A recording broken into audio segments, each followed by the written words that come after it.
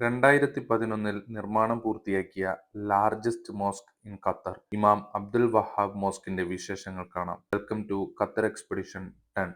Qatar രാജാവായിരുന്ന Sheikh Jassim bin Mohammed Al Thani തന്റെ പിതാവിന്റെ ഓർമ്മയ്ക്കു വേണ്ടി പണികഴിപ്പിച്ച ഈ പള്ളി സൗദി അറേബ്യയിൽ നിന്നുമുള്ള റിഫോമിസ്റ്റും പണ്ഡിതനുമായ ഇമാം മുഹമ്മദ് ഇബ്നു അബ്ദുൽ വഹാബിന്റെ പേരിലാണ് അറിയപ്പെടുന്നത്.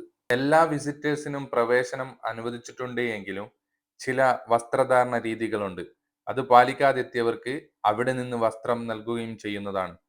പ്രയർ ഹാൾ, ലൈബ്രറി, ഗാർഡൻ എന്നിവയൊക്കെയാണ് പ്രധാന അട്രാക്ഷൻസ്. 93 ഡോംസുകളുള്ള ഈ പള്ളിയുടെ മുറ്റം മുഴുവൻ മാർബിൾ പതിച്ചു അലങ്കരിച്ചിരിക്കുന്നു. ഇവിടെ നിന്ന് നോക്കുമ്പോൾ കാണുന്ന ദോഹ സ്കൈലൈൻ വ്യൂ എടുത്തു പറയേണ്ട ഒന്ന് തന്നെയാണ്. രാത്രിയും പകലും വ്യത്യസ്ത രീതികളിൽ കാഴ്ചകൾ നൽകുന്ന ഇവിടം ഒരു നല്ല അനുഭൂതി തന്നെ നിങ്ങൾക്ക് ലഭിക്കും. ഖത്തറിന്റെ ഗ്രാൻഡ് മോസ്ക് എന്നറിയപ്പെടുന്ന ഈ പള്ളിയിൽ ഇതുവരെ നിങ്ങൾ സന്ദർശിച്ചിട്ടില്ല എങ്കിൽ ഇതൊരു നല്ല ഡെസ്റ്റിനേഷൻ തന്നെയായിരിക്കും. Go and enjoy. See you in next video. Bye by.